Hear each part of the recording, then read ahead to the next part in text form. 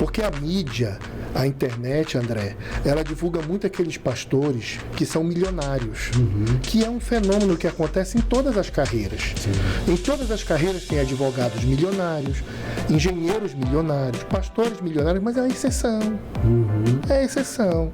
A regra é, aí o carro simplesmente me atropelou, houve uma fratura horrorosa no braço, o médico, para poder salvar no interior da Amazônia, lá no Baixo Amazonas, aí o médico pensou o seguinte: não tem estrutura, vamos tirar. Aí tiraram bem na junta.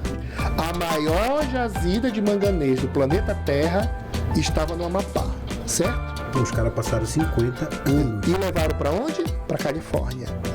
Os americanos compraram tudo. Todo o manganês estocaram.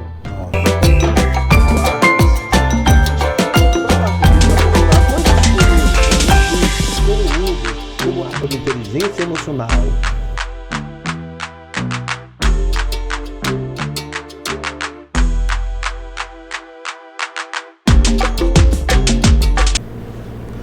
Olá, sejam muito bem-vindos ao De Papo com André Silva. Muito obrigado pela sua audiência, obrigado por ter clicado aqui nesse vídeo. E se você chegou até aqui, lembre-se de se inscrever aqui no canal, acionar o sininho das notificações, curtir esse vídeo, porque a plataforma vai entender que você está gostando e que é um conteúdo bom para ser espalhado para toda a plataforma, para todo mundo. E também, se você conseguir comentar, vai ser melhor ainda. Lembrando que o De Papo está sendo gravado aqui nos estúdios Habla. E também tem a iniciativa do De Papo é contribuir para a sua jornada de vida, como a gente vem falando nos últimos programas. E a gente está com uma meta, e eu queria te convidar para você fazer parte dessa jornada com a gente aqui no De Papo. A gente quer chegar a 500 inscritos. Parece pouco, mas pra gente é bastante, é muito. Então essa é a nossa primeira jornada. A gente quer chegar a 500 inscritos. Então, se você conseguir ajudar a gente a chegar aí nessa jornada, eu vou ficar muito grato a você. E eu garanto que você vai ser um dos nossos membros que vai receber a melhor oferta para fazer parte da nossa membresia aqui no De Papo. Recebendo conteúdos exclusivos, enfim, isso é um pouco mais pra frente. Hoje o De Papo, ele recebe um convidado muito especial. Ele é mestre, ele é doutor também e é pastor, porque hoje o De Papo vai falar sobre espiritualidade também. Eu estou aqui conversando com o pastor Bezaliel Rodrigues. Pastor Bezaliel Rodrigues é professor, advogado, professor concursado, né, do curso de Direito da Universidade Federal do Amapá. Ele tem 52 anos. A formação acadêmica do homem aqui, ó, ele é doutorando em Direito, doutor em Teologia, mestre em Direito, especialista em Gestão Pública, bacharel em Direito, claro, né, tem licenciatura em História, Teologia. Ele tem 10 livros, não é isso, pastor? 10 livros publicados, e a gente vai falar de algumas dessas obras aqui. O pastor Bezaliel não para, cara. Ele tem canal no YouTube, dá aula para concurso, dá aula em faculdade, em universidade e em faculdade também, né? Professor, doutor, pastor. E ele se dispôs a estar aqui com a gente nesse dia, né? Muito obrigado, pastor Bezaliel. Sejam muito bem-vindos ao De Papo. Eu quero agradecer. Eu quero começar logo com palavra de agradecimento. Eu que agradeço ao convite, viu, André?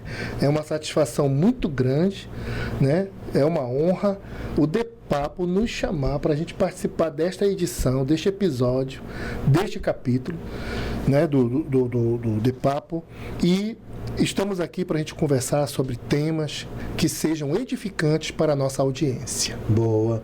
Essa é a nossa proposta, né, pastor? É trazer esse tipo de assunto para justamente ajudar a contribuir na jornada de vida das pessoas. É verdade. A internet está cheia de conteúdos. Cheia. Né? Mas aí tem conteúdos e conteúdos. Então, um programa deste, que traz informações, traz testemunho de vida, traz palavras, né, positivas que irão contribuir, né, como você mesmo disse, vamos falar de espiritualidade, vamos falar um pouquinho de direito, vamos falar um pouco de história. Então as pessoas estão precisando na internet de conteúdo de qualidade. Sim. E neste particular vocês estão de parabéns. Boa, obrigado, pastor. E começando um pouco a entrar na sua vida, o senhor é aqui do Amapá mesmo, pastor? Conta um pouco sobre essa... Na realidade eu sou naturalizado, né? A minha mãe me teve lá no Nordeste, lá no Rio Grande do Norte, mas eu só nasci lá. Eu já sou cidadão macapaense pela Câmara de Vereadores. Se Deus quiser, você ser cidadão amapaense pela Assembleia. Então eu nasci no Nordeste, mas estou radicado no Amapá já desde a minha adolescência. Minha carreira toda é no Amapá. Bacana. Fala um pouco sobre a sua jornada de vida até agora, né? O que lhe impulsiona a crescer? E porque você escreve livros, faz graduações, pós-graduação e parece que sempre está em movimento. Eu sou filho de pastor, né? Meu pai, pastor Lourenço, foi pastor no Pará, pastor do interior. Tem aquele pastor do interior. Porque a mídia, a internet, André, ela divulga muito aqueles pastores que são milionários, que é um fenômeno que acontece em todas as carreiras. Sim. Em todas as carreiras tem advogados milionários, engenheiros milionários, pastores milionários, mas é uma exceção. É a exceção. A regra são advogados medianos. A média do salário dos advogados do Brasil tem 1,5 milhão de advogados. A média do salário dos advogados é R$6.000. Olha só, né? Então, os pastores, 99% dos pastores são pastores simples.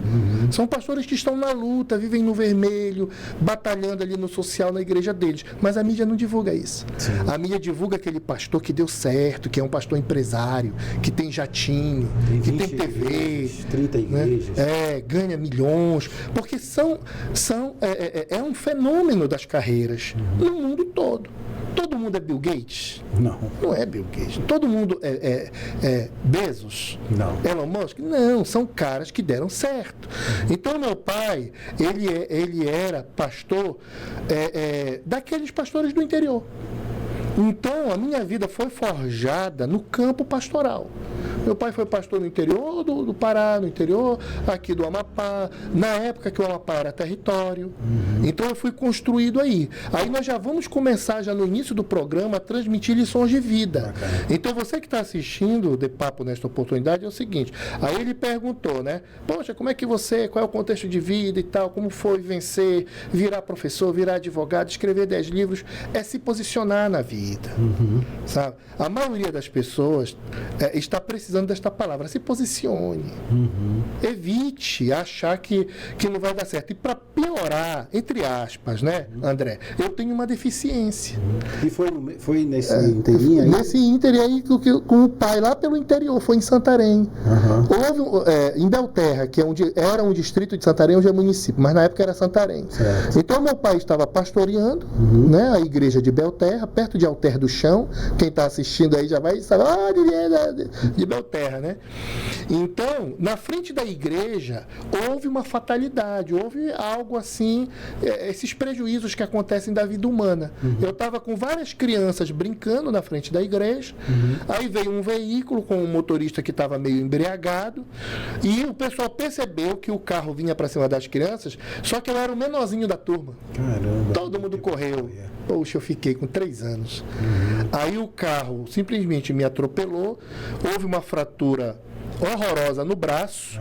O médico, para poder salvar no interior da Amazônia, lá no Baixo Amazonas, aí o médico pensou o seguinte, não tem estrutura, vamos tirar. Aí tiraram bem na junta, né?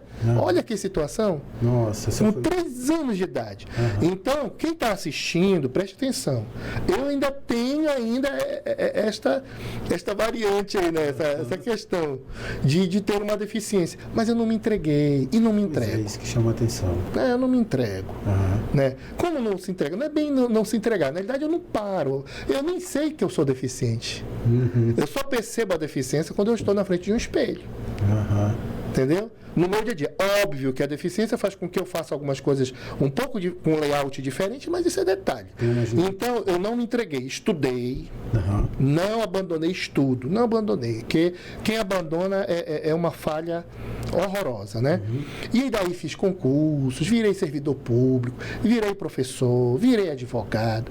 E aí veio, né, no meu sangue a vontade de escrever. Porque, na realidade, a minha vocação mesmo é para o magistério. Eu sou advogado, mas a vocação que é mais alta é a do magistério. Aquilo que vem no sangue, né? Você gosta de lecionar. Eu gosto de lecionar. A gente tem a facilidade, tem todas aquelas características que um professor... Porque tem professor também que não tem vocação. Ele porque acha bonito. Então, o magistério me fez pensar o seguinte, eu também tenho que escrever, eu tenho que dar um plus desafios no meu magistério. Bacana. Aí eu escrevo dentro de 3 áreas. Eu escrevo na área de teologia, por causa da igreja, e eu fiz o curso de teologia, até um doutorado em teologia eu fiz, é um doutorado confessional, né? Não é um doutorado acadêmico. Mas para minha carreira ministerial foi esse doutorado.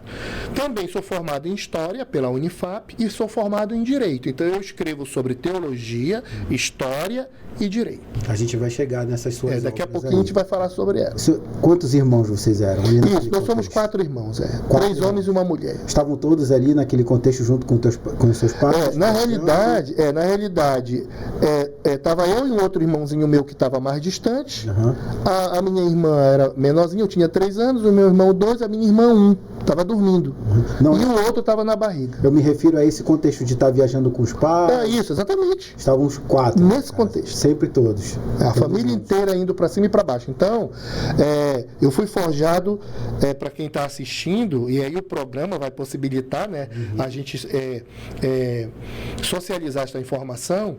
Eu fui forjado nas viagens pastorais de campo a campo, né? E isso daí era para me levar a ser fraco nos estudos, Sim. a desistir, mas nunca repeti série nenhuma.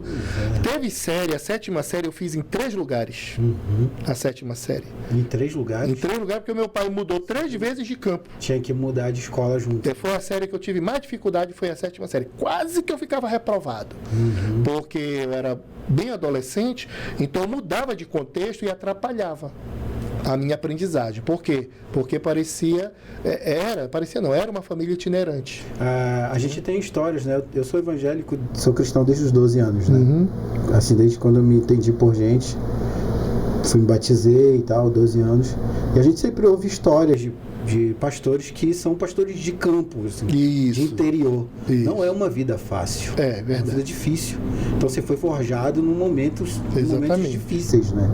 Porque nem sempre o pastor tem uma boa arrecadação no interior.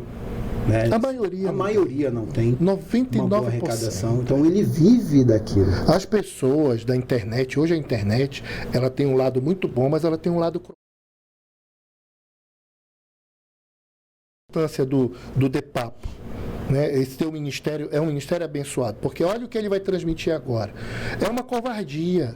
Seja jornalista, seja uma pessoa comum que vai para a internet e diz: o pastor quer o dízimo de vocês.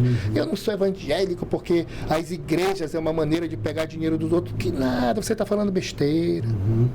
99% das igrejas são igrejas comunitárias que vivem no contexto daquela membresia. Sim. O que você vê na televisão, eu já falei e vou reiterar. O que você vê são casos específicos. Porque Né? o senhor, como mestre hoje, né, doutor, tem uma visão, claro, mais ampliada da vida e deve ter uma visão dentro desse contexto. Por que o senhor acha que isso se tornou assim? Por que o dízimo hoje virou um assunto tão polêmico, mais fora do que dentro da igreja? Ele é midiático.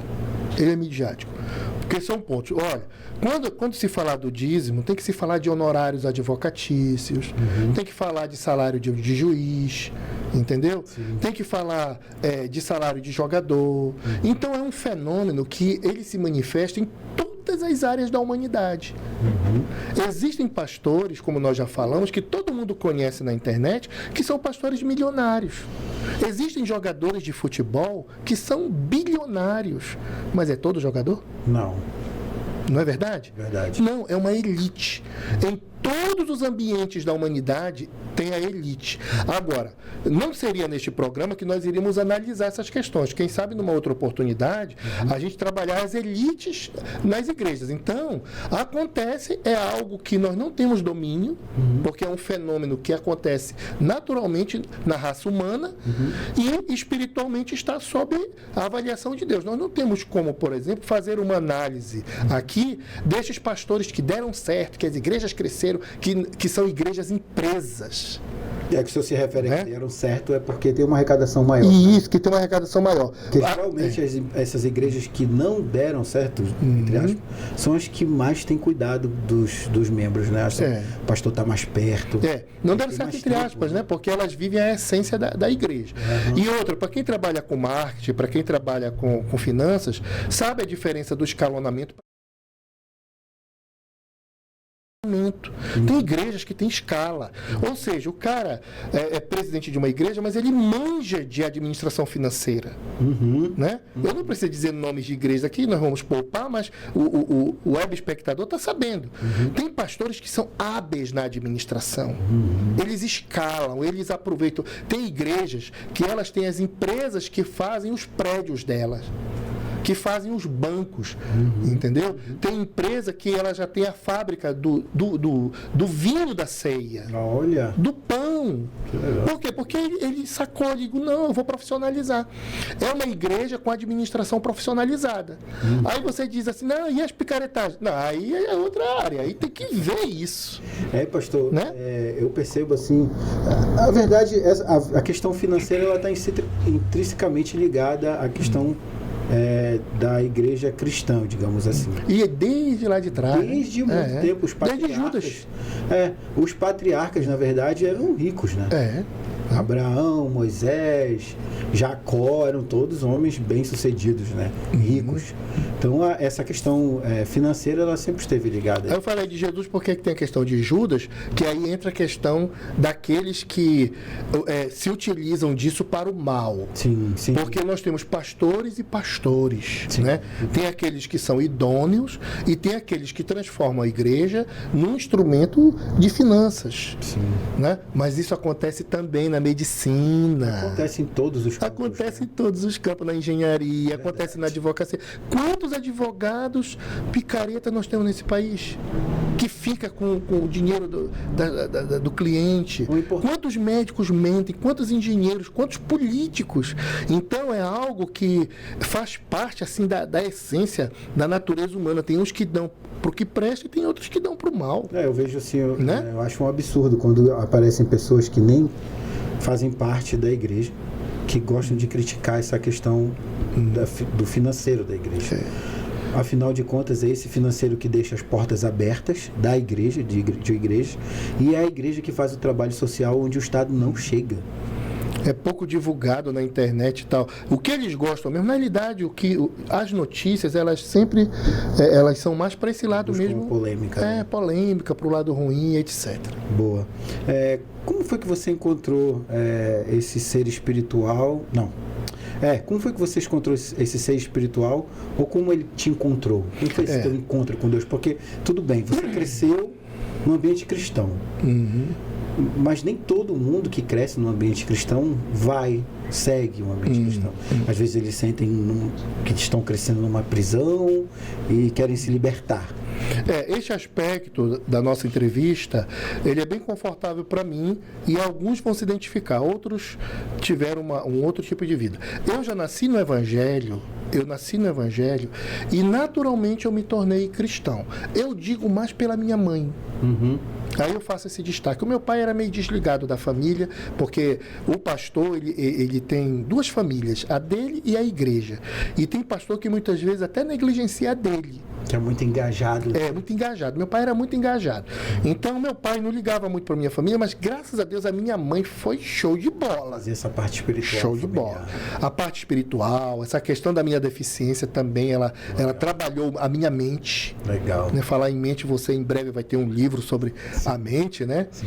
Então, eu tenho como característica, para deixar como informação para o público, de que eu já nasci no Evangelho e me tornei naturalmente. Eu não tive crises, não tive dificuldades, nunca me desviei. Na realidade, eu tive uma família que me forjou cristão. Bacana. Então eu já me forjei, eu não tenho nenhum testemunho nesta área. Eu tenho o testemunho da deficiência, eu tenho da superação, da pobreza, da superação. Agora, na área da espiritualidade, graças a Deus, até hoje, ela já veio resolvida da origem, do ventre. Bacana. Então, claro que filhos de pastor, muitos passam por crises. Sim. Muitos. Por quê? Porque existe uma desconexão entre a realidade da família e a realidade do púlpito. Muitas vezes o pastor ele é uma coisa em casa e outra no púlpito. Aí os filhos olham aquilo e dizem, esse cristianismo ele não é legal, não. Isso é mentiroso. Aí eles vão embora. Dizem que a visão de Deus dos filhos é o pai, né? Aí no caso, por exemplo, o meu pai, graças a Deus, ele já já é falecido, né? Não é graças a Deus por ser falecido. Ele já é falecido, mas graças a Deus, ele faleceu jovem, com 51 anos. Poxa. Tá? E o período que eu visualizei como pai, ele não passou para mim nenhuma dificuldade. Eu, inclusive, admirava o engajamento dele. Que legal. Isso protegeu a minha mente, para que eu não ficasse frustrado com o cristianismo.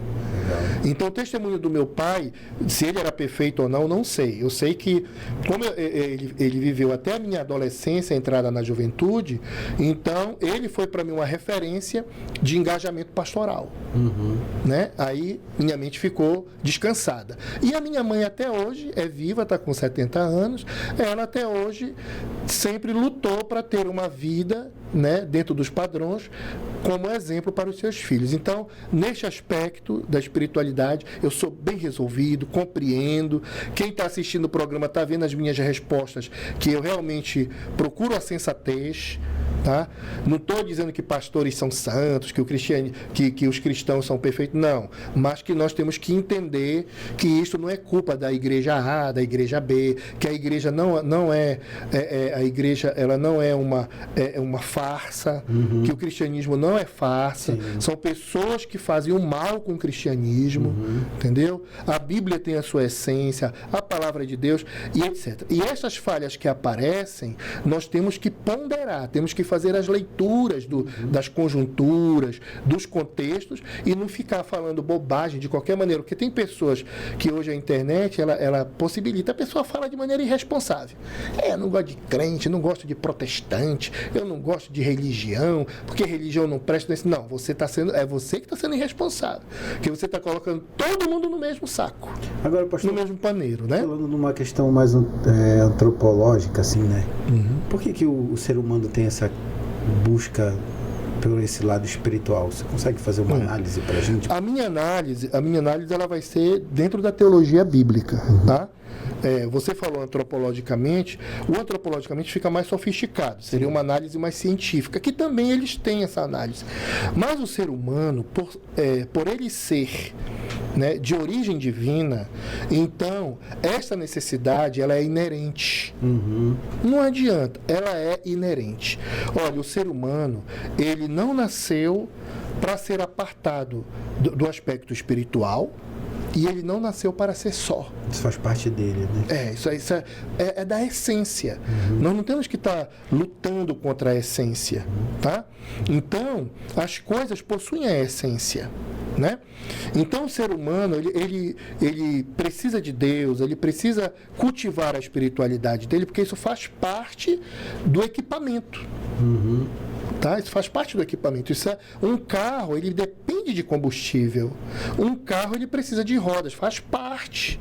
O carro pode ser o mais caro que existir. Sem roda, ele não é nada. Porque é um equipamento indispensável. Então, o ser humano é indispensável ao aspecto espiritual. E o que acontece na humanidade? Algumas pessoas entendem isso e outras não, infelizmente. Entendeu? Umas criticam, umas não se dão com espiritualidade, quer que todo mundo não se dê. Não, se você não se dá, não se dê. Entendeu? Então, a gente tem que ter, assim, uma certa compreensão, um equilíbrio, não é? Para poder falar destes assuntos de maneira responsável e não de maneira estabanada. Tem gente que nem entende desse assunto e quer falar. Por exemplo, olha, você falou antropologicamente, aí eu já pensei, poxa, antropologicamente, não, vou falar biblicamente. Porque o antropologicamente exige que um antropólogo formado venha e fale tecnicamente, porque ele vai falar de maneira técnica. É o que eu quis dizer. Eu já vou falar de maneira mais teórica e bíblica, né? Teológica, né? Teórica e teológica. Eu falei assim porque, tipo, a gente vê na história que o ser humano, ele sempre tem buscado essa espiritualidade. De todas as formas. De todas as formas. E é isso universal. Passa pela antropologia, né? Porque ela estuda essa questão do comportamento. E é bom você dizer da questão da antropologia, porque a pessoa que está nos assistindo, ela precisa destas informações. Tá? Algumas dessas pessoas precisam se aprofundar. Não todas, mas algumas. Alguém vai assistir e vai dizer, não, essa parte aí está me interessando. Porque eu estou estudando, estou isso, estou aquilo, etc. Então você vai na antropologia para não ficar com palavras de pastor, né? Esse pessoal é de igreja, eles não têm moral para estar fazendo. Então veja no aspecto antropológico, Pastor, no aspecto psicológico, no aspecto fisiológico, enfim, em outros aspectos. Gisaliel, você acha que esse teu lado espiritual ajudou a se tornar quem você é hoje? Ajudou e ajuda. E você que está assistindo, muitas vezes está faltando você cultivar este lado. Sim. Entendeu? Quando a gente negligencia algum aspecto da nossa vida, vai atingir nos nossos projetos. Atinge nos projetos. Sim. Né? Nós temos que zelar do nosso lado espiritual, do emocional e do físico. É por isso que, teologicamente, nós falamos que o ser humano ele é tricotômico. Tricotômico, a palavra tricotômica é uma palavra técnica, é uma palavra de teologia sistemática, tá? Então, o ser humano ele é tricotômico, ou seja, ele tem o corpo, a alma e o espírito. Aí eu quero fazer uma ilustração. Ele tem, é como que se fosse assim, o carro, o motor e o combustível. Né? Assim como um carro tem toda a sua carroceria, a sua lataria, né? Toda bonita. A lataria é a aparência, é o corpo do carro. A alma do carro é o motor. A alma do carro é o motor. E o espírito do carro é o combustível. Então, se não tiver estes três elementos, nenhum carro vai andar sem motor, sem combustível, que pode ser bateria, etc. O ser humano, ele tem alma, ele tem corpo, alma e espírito. E isso já está demonstrado na Bíblia, já está demonstrado na teologia, na antropologia, na psicologia e etc. Aonde que está o problema, André? Aonde é que está o problema? É que nós temos a liberdade de dar o zelo que a gente entender correto. Ao nosso espírito. Aos três. Ó, você vai cuidar do seu corpo se você quiser. Você tem um problema. Se você tiver pressão alta, por exemplo, né, é no seu corpo. Se você tiver diabetes, é no seu corpo. Se você tiver ali uma gordurinha no fígado, é no seu corpo. Uma incontinência urinária é no corpo. Agora, se você sabe que está com uma incontinência urinária, está indo no banheiro toda hora, e não se interessa para resolver, quem é que vai resolver isso, gente? O corpo é seu. Entendeu? Aí já faz 3 anos que você está com esse problema. Aí não resolve. Daqui a pouco surge um problema maior. É igual o carro. O carro não está acendendo uma lâmpada. Tá bom, a outra está acendendo. E deixa. Daqui a pouco a outra lâmpada queima. Não, mas o farol de milha está funcionando. Aí queima o farol de milha. Vai chegar uma hora que você ou vai pegar uma multa na Blitz ou vai bater em algum lugar. Por quê? Porque você está adiando cuidar do corpo. A alma. Aí na alma nós temos os sentimentos. A alma é para as relações interpessoais. Tá? É na alma que nós temos o amor, o ódio, a amizade. Então é na alma que a gente vai fazer uma interação com o cônjuge, com filhos, com vizinhos, com colegas de trabalho e tal. Aí você não zela. Aí a vida com o cônjuge está uma porcaria. E ninguém resolve. Os filhos você está tratando igual bicho e não resolve. O trabalho, o clima não está legal, não resolve. Aí daqui a pouco, divórcio. Daqui a pouco, filho vai embora. Daqui a pouco, problema no trabalho. Por quê? Porque o aspecto da alma você não está cuidando. E não precisa ser crente para isso, não. Basta ser ser humano para isso. Isso é para todo mundo. Tá? Por isso que você não. Ainda bem que você não está perdendo esse papo de hoje. Já o espírito, ele não funciona nas relações interpessoais e nem consigo mesmo, que é a questão do corpo. O espírito está a espiritualidade. Entendeu? Não adianta, existe o aspecto espiritual em nossas vidas. Lá está a fé, né? Lá está o temor, né? O espírito vai ajudar você a ser honesto lá na alma. Ser honesto com a esposa, com o esposo, ser honesto no trabalho, né? Ser honesto com as suas responsabilidades. Então, lá no espírito, você cuida se você quiser. Aí o espírito precisa de alimentação. Existem 3 produtos que alimentam o espírito. Quais são? Tá? A oração, né? Tem que orar, louvar, né? Orar, louvar, eu falei 3, né? O espírito precisa da oração, do louvor, né? E precisa, eu vou dar aqui ilustrativamente a questão da fé, tá? Fé, dentre tantos conceitos, é o respeito com a divindade, com Deus. Fé é respeito. Ou você respeita e entende, porque Deus ele está acima e ele manda, ele controla. Então, quando é que eu tenho fé?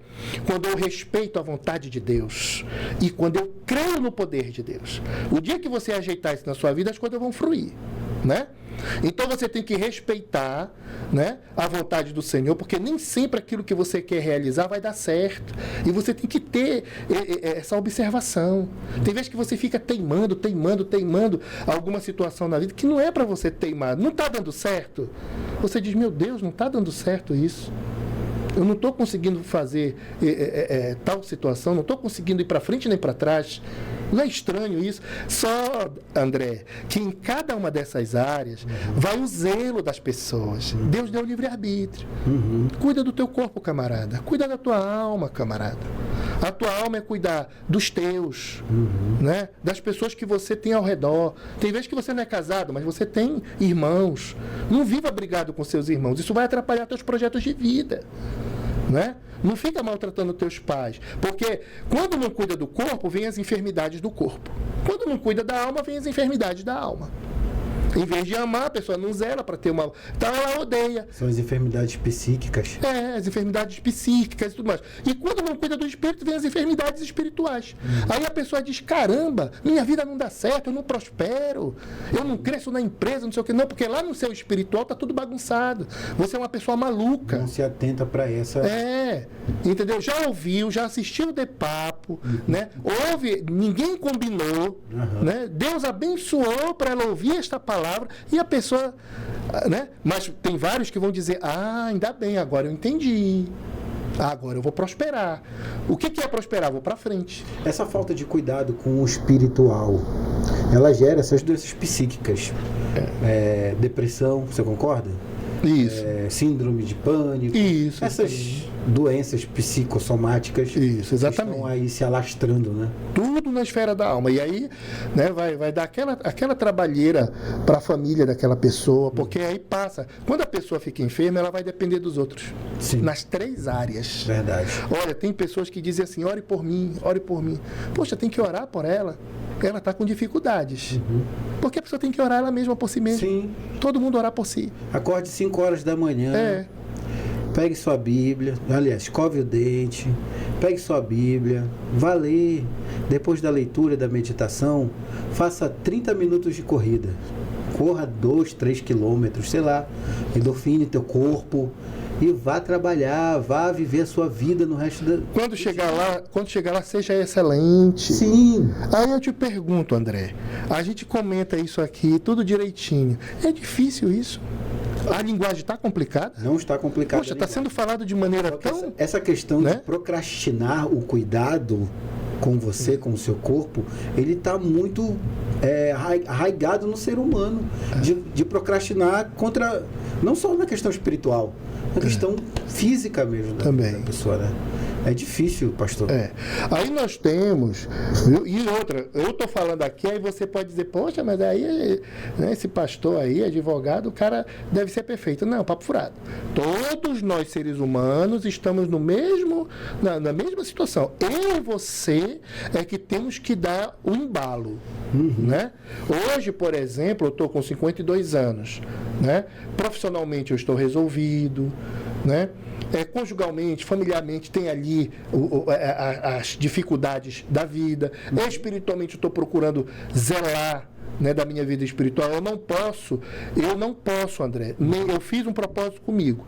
Todos os dias eu tenho que ler a Bíblia e tenho que orar. Olha, isso aí, pastor. Entendeste? Se todo ser humano pudesse fazer isso aí, porque a Bíblia, meu irmão, ela abre.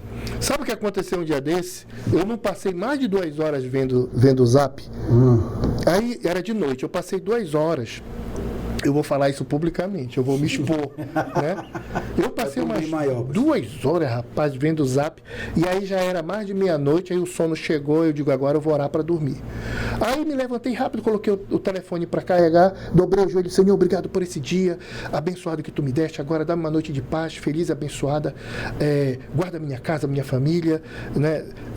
Aquela oração de 1 minuto e 50 segundos, sabe? Aí eu disse amém. Amém. Aí quando eu me levantei de joelho, que eu fui dobrar, que eu fui entrar na cama para me acomodar, aí a voz disse assim, Já? só isso. Agora quer começar. Tu tá desde 9 horas no Zap. Caramba. Tu passa quase 3 horas. Isso era sua consciência ou era Deus? Minha consciência. Sua consciência. Uma voz na consciência. Tu não tens vergonha. Tu fala nos podcasts, tu prega nos púlpitos. Rapaz, foi uma lapada. Oh, meu Deus. Ninguém precisa saber, mas eu sei que tu és covarde. E depois tu ainda queres ser abençoado. E lembra que eu já te tirei até da sepultura, porque quando eu fui atropelado, que eu perdi o braço, o médico achou que eu ia morrer. Quando o médico disse que não tinha nada para mim, os irmãos da igreja já providenciaram a sepultura. Nossa. Imagina. A A prefeitura, porque era pastor da cidade. Aham. Eu acho, não foi maldade deles, não. Era porque havia uma situação. Pra não dar muito trabalho pro pastor? É isso, é isso. Queriam Você agradar. ajudou. Aí foram na prefeitura, conseguiram o meu caixão. Nossa. Aí, como eu não morri, aí um presbítero, eu conto isso no livro. Eu já tenho a minha biografia Ah. pela Academia de Letras. Eu vou mandar para ti. Não tá aqui a biografia, tá? Mas eu vou te dar. Está. Aí tu sabe o que aconteceu, André? Rapaz, a Margot que está aqui no estúdio, a esposa do André. Como eu não faleci, um presbítero teve a ideia e disse assim, pastor Lourenço, pro meu pai, né? O braço do Bezaliel, colocaram meu braço na geladeira, numa cuia. Um dos irmãos pegou na rua e guardou o braço. Porque eu fui atropelado na rua, quando me levaram, a ambulância não viu, quem me levou não viu que o braço ficou jogado, um pedaço do braço. Caramba. Olha que coisa doida. Meu Deus.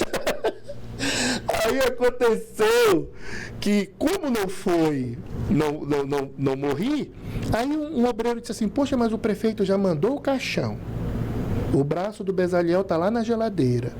Aí ele pensou bem direitinho, ele disse assim, para não ficar essas coisas aqui, bora colocar o bracinho dele dentro do caixão, e a sepultura já, sempre tem sepultura pronta lá, né? Mesmo. Tá aberta, para não ficar esse braço para...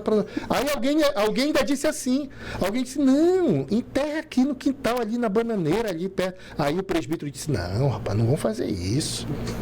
Né? Bora levar. Aí Margot, tá no livro.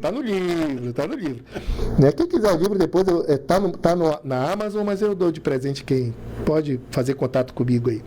Aí o presbítero teve a ideia assim de dizer, não, bora guardar direitinho, vamos levar lá no cemitério, deixar, põe no caixão, a gente já se livra do caixão, tipo assim, se livra num bom sentido, já acomoda de maneira honrosa. Só que quando eles foram levando, houve um boato na cidade que era o meu enterro. Meu Deus. Olha, gente, encheram o cemitério de gente. Meu Deus. Aí o meu pai naquela... O pastor morreu. Levaram o filho do pastor, não, era o braço. Aí quando chegou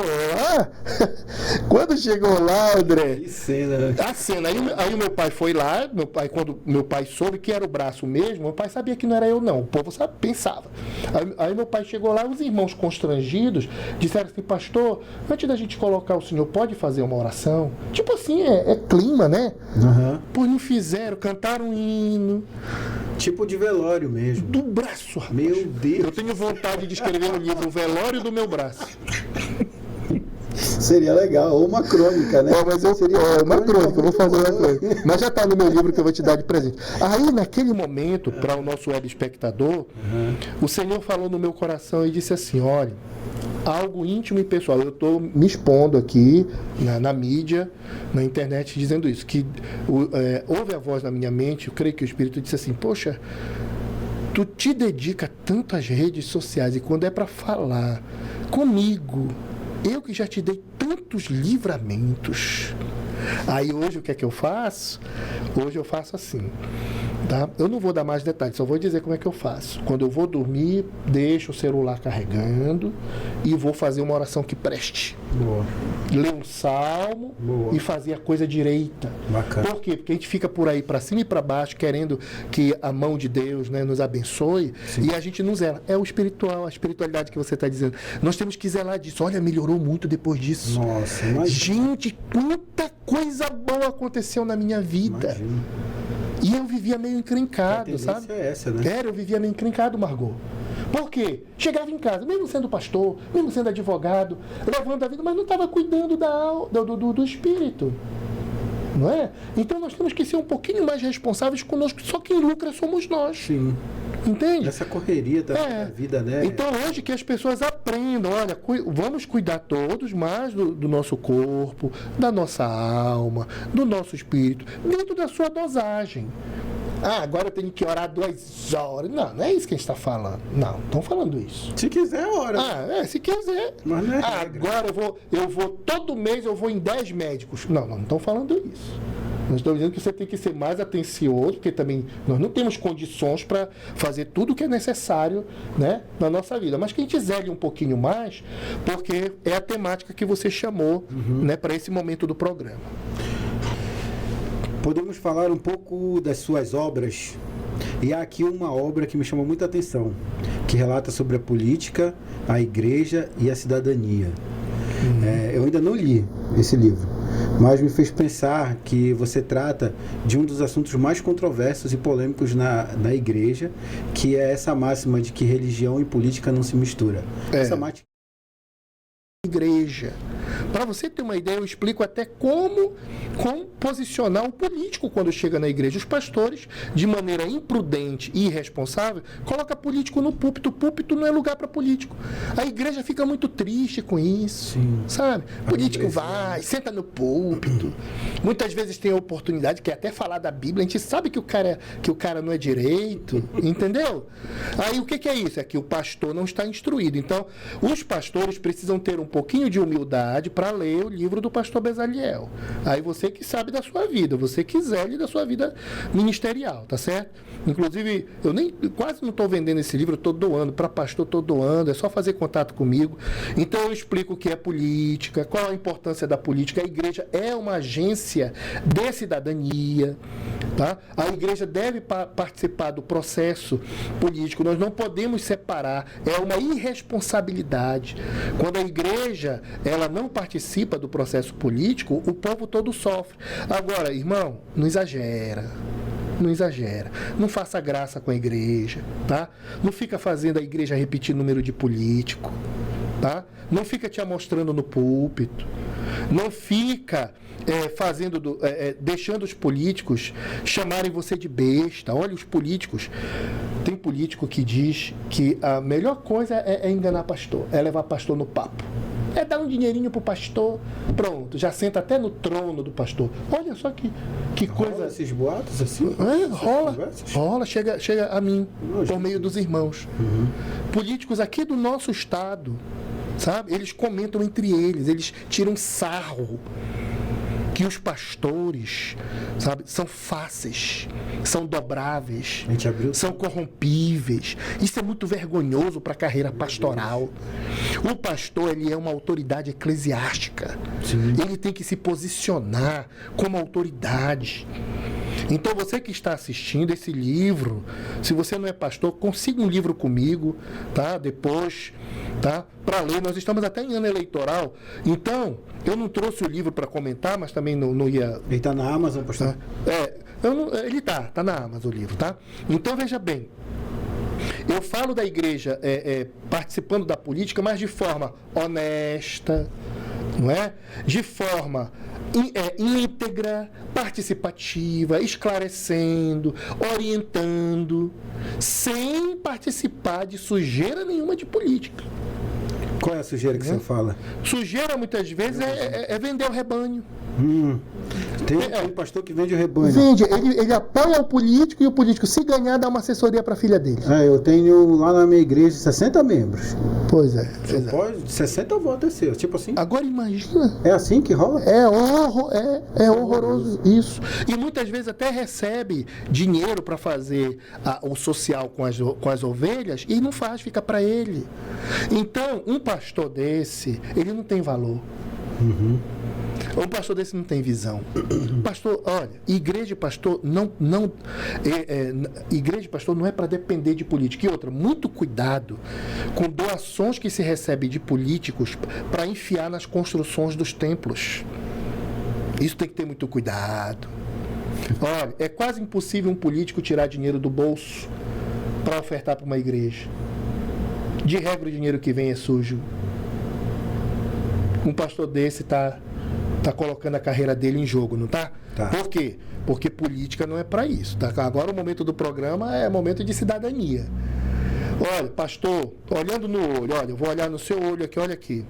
Se você cuidar da sua igreja, viu? Zelar com a ministração da palavra, com visita, orando pelo seu povo, Deus vai te prosperar e você não vai depender de migalhas, mesmo que sejam milhões, que você receba de político. Que as interações entre igreja e política sejam diferentes. Como é que um pastor e uma igreja interagem com a política? Isso que eu ia lhe perguntar agora. Eu vou lhe apoiar. Quando você for prefeito, zele das ruas da cidade, principalmente daquelas onde tem igreja. Honre as autoridades, né, com títulos honoríficos. Atenda o nosso rebanho lá na Secretaria de Ação Social, com caixão, com remédio, com passagem. Por quê? Você apoia um político para ele exercer a política de maneira correta. Tá? O prefeito, ele tem que ajudar as igrejas dentro dos trâmites legais. Não é nos bastidores. Não, o pastor me apoiou, a filha dele já coloquei lá na Secretaria de Saúde. Eu não quero papo com o negócio de crente aqui, olha, já está pago o voto de vocês. A tua filha já é assessora lá, já é diretora da escola. Então tem político, mesmo daqueles bem usados por Satanás, que ele diz isso. Ele diz, não, eu tenho pastor na minha mão, O besta me deu os votos todinho da igreja dele e eu dei um pirulitozinho para ele. Voto barato. A maioria dos votos das igrejas é voto barato, dizem os políticos.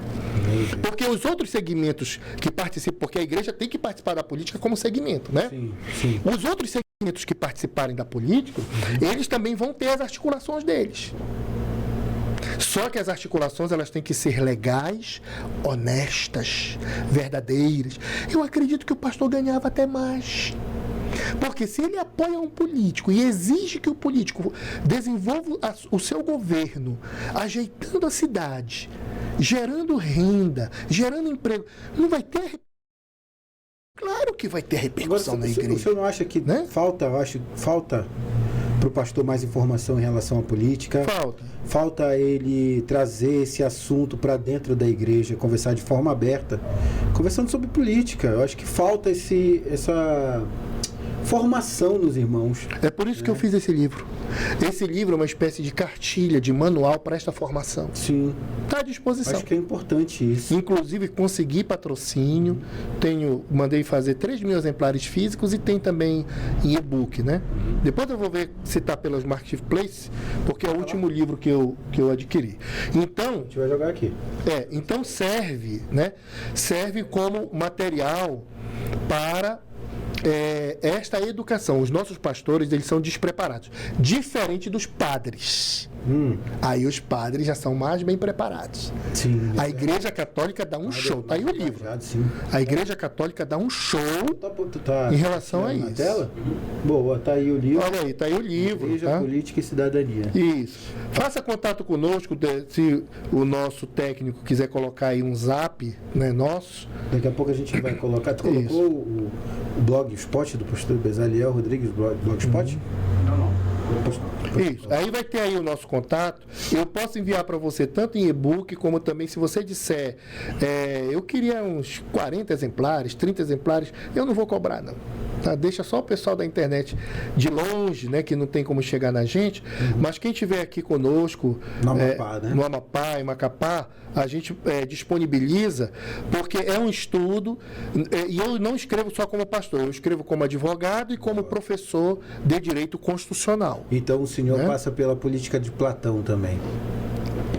Em qual sentido? Teoricamente. No teórico. Não, eu não fui buscar. Não entro. Eu entro, pragmático. Eu entro na prática. Entendi. Eu falo da política hoje praticada. Eu vi uma... Eu não fiz nenhuma abordagem filosófica. Eu vi uma comentarista do Platão, da Escola de Filosofia, que tem na internet aí, Nova Acrópole, não sei se você já ouviu falar, a Helena.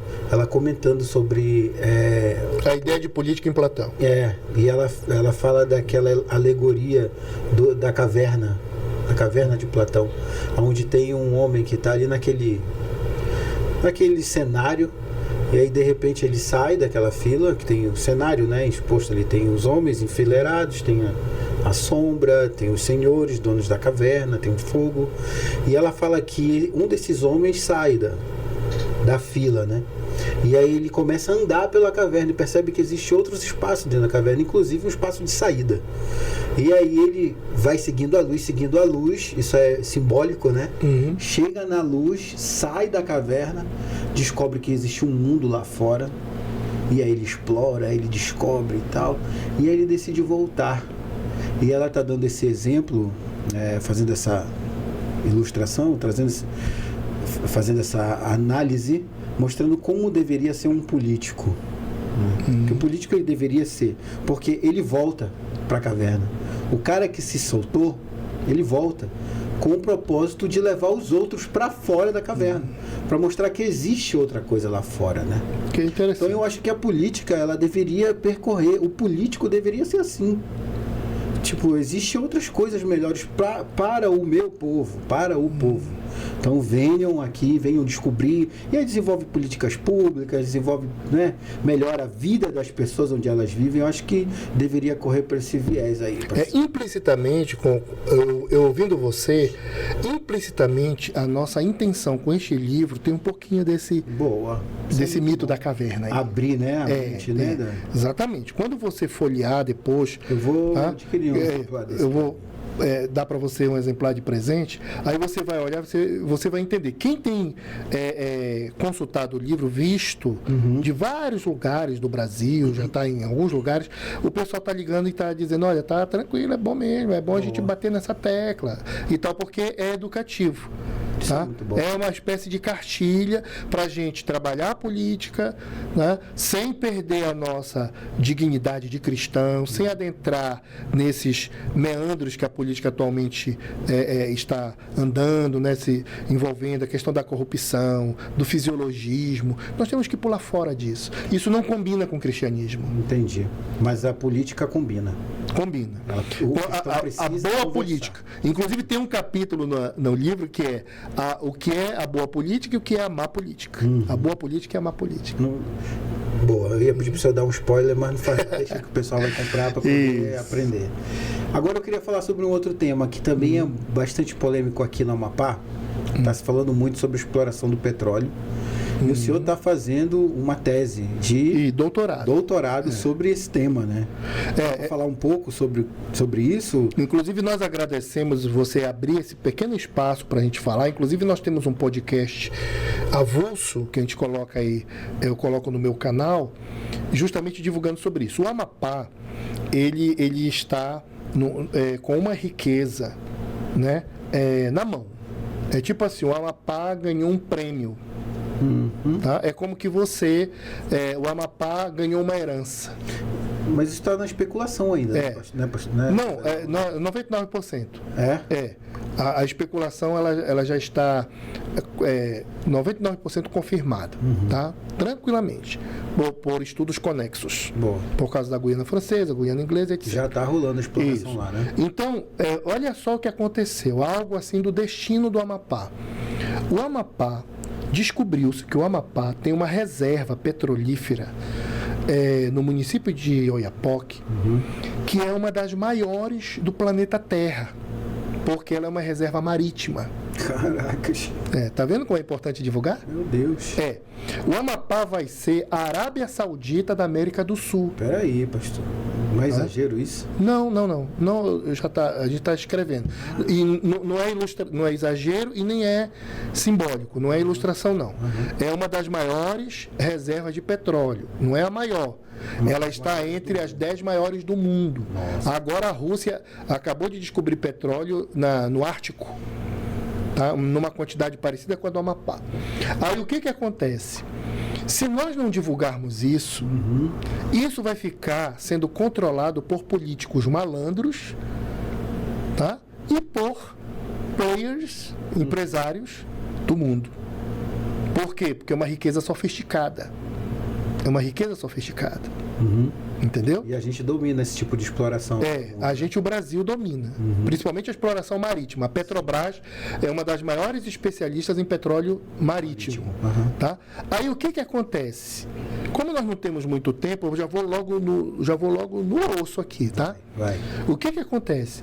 Precisamos urgentemente divulgar para o povo, fazer podcasts, fazer programas, fazer cartilha, fazer livro, para todo mundo saber que nós temos uma fortuna para usufruir de maneira coletiva, que vai mudar a história do estado do Amapá. Mas vocês estão ouvindo alguma coisa na cidade sobre isso? Não. Aí só tem 2 professores estudando sobre o direito do petróleo. Direito, não é sobre o petróleo. É o pastor Iaci, que é professor, promotor, e eu, que sou professor e advogado.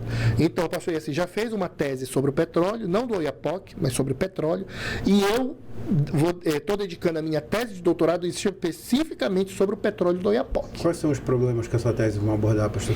Principalmente a questão dos perigos ambientais e a questão da aplicação dos lucros de fato e de direito para o nosso povo. Já chegou a alguma conclusão sobre o perigo ambiental? Não, a tese está em elaboração. Olha, o Amapá teve a maior jazida de manganês da face da Terra. Bem lembrado. Vocês sabiam do da face da Terra? Não. Sabia só do manganês, né? Não é palavra de impacto para transmitir em podcast, não. É verdade. A maior jazida de manganês do planeta Terra estava no Amapá. Certo? Pô, os caras passaram 50 anos. E levaram para onde? Para Califórnia. Os americanos compraram tudo. Todo o manganês e estocaram. Nossa. Então, os Estados Unidos têm manganês para 200 anos. Meu Deus, sério isso? Levaram do Amapá. Agora eu pergunto para vocês, cadê a grana, o lucro disso? Se nem o asfalto de serra chega em Porto Grande, que a estrada ainda não é asfaltada. Será que isso vai acontecer com o petróleo, André? Olha, se aconteceu. Não é um negócio complicado. 50 anos levaram o nosso manganês do Amapá. Não é mais a maior jazida, ainda tem bastante manganês, mas não é mais a maior jazida. Os americanos controlaram o mercado de manganês. O que é o manganês? O manganês, ele melhora o ferro. O manganês, ele dobra a resistência do ferro. O manganês, ele é colocado no ferro, o ferro fica muitas vezes mais, já é ferro e fica melhor ainda. O ouro de Pedra Branca. 10 anos tirando ouro, 8 anos, conseguiram tirar todo o ouro da mina. Quem comprou o ouro? A família real da Arábia Saudita, que é uma das famílias mais ricas da terra também. Está tudo exagerado aqui na minha fala. A jazida, a mina de ouro era para 10 anos. A empresa tirou em 8. Torou a mina de Pedra Branca. E foi embora e deixou Pedra Branca jogada às traças. Horrível Pedra Branca. Mas tiraram toneladas de ouro. Meu Deus do céu. E aí o que acontece? Acontece que a família real da Arábia Saudita é a maior compradora de ouro junto com a Inglaterra. Eles estão estocando tudo isso. Então, o ouro do Amapá foi comprado pela família real por causa da qualidade. Eles vão comprar ouro fraco? Não, compraram ouro da melhor qualidade. Eles compraram, mas 90%, o outro percentual alguém lá comprou. Aí o que acontece? Foram embora, abandonaram o município, as empresas, deixaram um passivo social horroroso, assim como o passivo social da serra, do navio. Aí eu te pergunto, cadê os políticos desse estado, gente? Cadê o povo desse estado? O que foi que aconteceu? Cadê as igrejas, os pastores? Cadê os advogados, os médicos? Gente, agora nós já vamos para a terceira commodity. A terceira riqueza que vai ser o petróleo. Eu nem estou falando de outras riquezas para ganhar tempo. Só falamos que teve outras coisas aí que já levaram do Amapá. Agora vem o petróleo. Por isso que na nossa tese nós vamos analisar sobre isso. Então, já que nós temos hoje um dos maiores reservatórios de petróleo a ser produzido na face da Terra, por que nós não estamos nos preparando para isso, gente? A realidade no Oiapoque já é outra lá. Lá já está uma correria lá. Rapaz, o Oiapoque está bombando. Pois é, mas o petróleo ainda não foi nem confirmado oficialmente. E está bombando. Pois é. Aí eu vou fazer a tese Mas eu não vou... Aí o que é que eu fiz? Para que eu não estude a tese fechada em 4 paredes, eu e os professores do doutorado, eu me propus a abrir uma janela. A janela é um podcast que terá de 20 a 30 capítulos, de 20 a 30 episódios, e aí pelo podcast as pessoas estarão enxergando para o lado de dentro como que eu estou fazendo a tese. Boa. É um podcast que varia de 20 minutos a 1 hora. Bacana. E aí eu estou falando de bibliografia, levando professores, contando tudo isso que está aqui no teu podcast. Bacana. E divulgando para que eu não estude isso de maneira escondida, entre aspas. Boa. De maneira solitária. E aí o senhor vai até construindo, né? Também. E aí as pessoas vão ficar sabendo por quê. Você, André, com o seu podcast, com a sua empresa de comunicação, já tem que fazer contato com a Petrobras para você já começar a usufruir dos convênios, das parcerias. Todo mundo já é para estar lendo sobre a lei do petróleo. Prospectando, né? A lei do petróleo é a 9478, de 1997, tá? Lei do petróleo? Todo mundo tem que ler a lei do petróleo. 9478, de 1997. Tem que ler da criança ao idoso, do vereador de Pracuúba ao senador em Brasília. Todos precisamos ler a lei do petróleo, porque tudo que tem na lei do petróleo é do nosso interesse. O que é que dá para o senhor, assim, dar um spoiler para a gente dessa lei do petróleo? O que tem lá que pode... Os tributos que serão recolhidos. Tributos? Os tributos. Para o Estado? Para o Estado e para o município. É alto isso? Os repasses governamentais. Você tem como falar para a gente quanto é esse tributo? Olha, assim? Por alto. Na realidade, eu vou assustar as pessoas aqui, mas ainda bem que eu sei isso de maneira oficial, tá bom? Olha, para produzir um barril de petróleo, que é a medida utilizada para o petróleo, é um barril, dá 100 e poucos litros. Um barril, porque começou lá atrás com barril. Para produzir um barril de petróleo no Brasil, todas as despesas para tirar um barril de petróleo, tudo somado dá R$4. Para tirar um barril de petróleo? Barril de petróleo. R$4? 4 dólares. 4 dólares. Vezes 5, R$20. Nossa. Agora chuta quanto é que é vendido, quanto é que chega no tanque do carro. Sim. Eu vou assustar todo mundo, vocês no estúdio e o pessoal que está. R$40. R$40? Meu Deus. 10 vezes mais. Por quê? Cheio de tributos. Tributos e taxas e repasses governamentais. O petróleo é a principal mercadoria da face da Terra. É o produto que dá mais lucro no mundo, no universo. Meu Deus. Então o petróleo é bom. É bom demais. E o Amapá tá com a faca, um monte de faca e um monte de queijo na mão. Mas tem muito rato querendo isso aí. Eu digo o seguinte, se nós não nos despertarmos, você vai ter que fazer podcast aqui sobre petróleo. Vamos falar. Viu? Quando a sua tese estiver pronta, eu quero que o senhor traga aqui pra gente falar. Mas vai demorar um pouquinho, você tem que chamar aqui as pessoas envolvidas com isso. E eu já sugiro que você também vá à Petrobras, porque ela tem interesse de te ajudar a divulgar isso aí. Boa. Em termos financeiros, tá bom? Porque ela tem a política dela, o orçamento. Ou seja, petróleo dá muito dinheiro. Mas se nós no Amapá, ainda bem que você abriu essa janela, o podcast está ficando até grande por causa disso, mas a culpa é sua. Não tem problema. Né? Aí o que acontece? Se nós soubermos cuidar desse assunto de maneira correta, principalmente os nossos governantes, vai mudar a vida de todo mundo no estado do Amapá. Vai mudar a vida de todo mundo. Boa. Impressionante como você consegue falar sobre quase tudo, cara. A gente conversou nos bastidores sobre a mente, a gente conversou sobre um pouco mais sobre a questões religiosas. Você passa por todos esses meandros. E que bom, porque aí o programa já vira até de utilidade pública. Pô, que bacana. Né? Porque fica guardado. Isso vem de leituras? Leituras. É porque o professor de História e de Direito, ele lê muito. E a autoridade dele tem que vir da leitura. Então, quando eu vou dar aula para eu falar esses valores, eu tenho que provar, porque senão o cara vai na internet e me desmente. É um dos fatores que pode mudar a vida das pessoas, é a leitura? A leitura é a principal ferramenta de mudança de vida de qualquer pessoa. Por quê?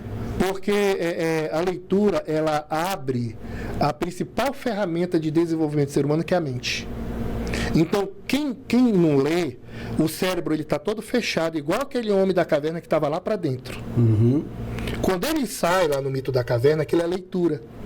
Ele fez a leitura. Primeiro ele enxergou a luz. encontrou a porta. Então, por exemplo, tem uma pessoa está nos assistindo aqui no podcast. Vamos supor que seja um rapaz, vamos imaginar, um rapaz com 19 anos de idade, os pais pobres, ele está comendo sardinha ou ovo com arroz, ele está andando a pé, quando muito de ônibus, desempregado, está lascado, que um dia eu estive assim, está lascado. Aí ele assiste o podcast de papo. Aí ele diz o seguinte, aí ele ouve: poxa, a leitura pode mudar a minha vida e eu não dependo de ninguém, porque o mal das pessoas é ficar esperando uma ajuda de um vereador. Não, eu vou falar com um vereador para arrumar um emprego para mim, um vizinho, o mercantil do bairro, aí ele leva o currículo, aí ele fica dependendo que alguém chame no telefone daquele currículo que ele entregou. Ele entregou 30 currículos e voltou para casa. Mas se ele voltar para casa e pegar qualquer livro que eu digo assim, livro, né? Livro que você veja que tem alguma coisa. Aí leia, pode ser a Bíblia. Pronto. Pode ser a Bíblia. Olha, o primeiro livro, para quem está totalmente precisando de vencer, avançar, eu vou passar 2 remédios para você, de leitura, 2 remédios. Boa. Olha, eu desafio a você, leia Provérbios. Boa. Porque é o manual da vida, né? Boa. E leia Eclesiastes. Boa também. Tá? Só esses 2. Aí depois, em terceiro lugar, você lê Salmos. O livro de Eclesiastes, ele vai ser bom para o teu corpo, como que se fosse para o corpo. Provérbios vai para a alma, e Salmos vai para o espírito. Salmos vai te ajudar a melhorar a tua oração. Pessoas que não sabem orar, ou que oram e não funciona nada, qual é a ferramenta que ajeita a oração? É o livro de Salmos. Salmo é uma caixa de ferramenta que ajeita orações. Você não sabe orar direito, está orando todo destrambelhado, não sabe para onde vai. Aí o que é que você faz? Leia Salmos. Boa. Do primeiro salmo, inclusive, tire 150 dias para ler um salmo por dia. Quando você estiver no 17º salmo, a tua oração já começa a prestar. Boa. Bezaliel, eu sempre peço no final das nossas entrevistas que o nosso entrevistado mande uma mensagem parecida com essa que você deu agora para os nossos espectadores. Queria que você, olhando para essa câmera, falasse para as pessoas que hoje estão te assistindo, desse um conselho de vida. Tranquilo. Para pessoas que hoje não têm perspectiva de vida, estão aí ao léu, não sabem o que fazer, não criam suas próprias oportunidades, né? Ficam esperando. Dá um conselho para essa turma aí. Pronto, vamos lá. Então, a mensagem e o conselho que nós vamos dar está ligado ao que eu acabei de falar. Eu vou lá para Provérbios, tá bom? Eu vou dar esta palavra final como pastor, em que pese ser advogado, professor, mas eu estou sentindo de dar uma palavra pastoral para você, independentemente da sua religião. Eu vou tirar pastor, uma palavra espiritual, tá bom? Tem um versículo em Provérbios que para mim é o principal. Para mim, tá? Cada um tem seus gostos. É Provérbios capítulo 16, versículo 3. Provérbios 16, 3. Este versículo ele diz assim: confia ao Senhor as tuas obras e todos os teus sonhos serão realizados. Isso é numa linguagem tradicional. Atualizando, eu vou parafrasear este versículo e ofertar a você como conselho. O que a Bíblia está dizendo com este versículo? Ela está dizendo o seguinte: tudo que você for fazer, faça de maneira organizada, correta, porque tudo na sua vida vai dar certo, tá bom? Então veja só, você muitas vezes está muito aborrecido, você está aborrecida, está com a boca podre, está falando muita besteira, entendeu? Quando alguém pede uma coisa para você, você é pesado, você é pesada, você não está prestando nem para dar um copo de água para alguém, tá? Você está reclamando da vida. Tudo isso atrapalha a realização de sonho. Tudo isso atrapalha. Então a Bíblia está dizendo com este versículo, quando a Bíblia diz, confia ao Senhor as tuas obras e todos os teus sonhos serão realizados, a Bíblia está dizendo o seguinte, procura viver da melhor maneira possível, porque tudo que você quiser, você vai atrair para a sua vida. Veja você, eu nasci numa família paupérrima, pobre mesmo. Não passamos fome porque os irmãos das igrejas não deixavam, tá certo? Eu não tive condições de estudar em escolas boas, não tive gente que me ajudasse a arrumar emprego, eu tive todas as situações desfavoráveis, inclusive até uma deficiência, porque é muito chato a pessoa ter uma deficiência na sociedade, tá? Imagina, ter só um braço, é um negócio estranho isso. A gente chega nos lugares, as pessoas julgam a gente pela aparência, depois que elas vão ver se é uma pessoa legal ou não. Então, você que está no final deste programa, acabando de assistir esta palavra, que foi até um pouquinho esticada, mas valeu a pena, porque agora você está recebendo este presente de Deus, tá bom? Faça da melhor maneira, não reclama, administra aí a tua boca, os teus lábios, saiba que a vida ela tem fases, ela tem etapas, tá bom? Esse aperreio daqui a pouco vai passar. Todo o tempo eu tô monitorando os ciclos da minha vida. Então, seja uma pessoa firme, tá? Nesse momento que está desfavorável, ou que ainda não está como você quer, porque aí você vai atrair, a Bíblia está dizendo o seguinte, seja uma pessoa legal, que você vai atrair a realização de tudo que você quer, tá bom? Isto aqui não é palavra de filósofo, nem de coach, nem palavra de psicólogo, isso aqui não é papo de pastor, não, isto é a palavra de Deus. Isto é uma palavra que veio lá do trono de Deus, está na Bíblia. Então confia ao Senhor tuas obras, a tua vida.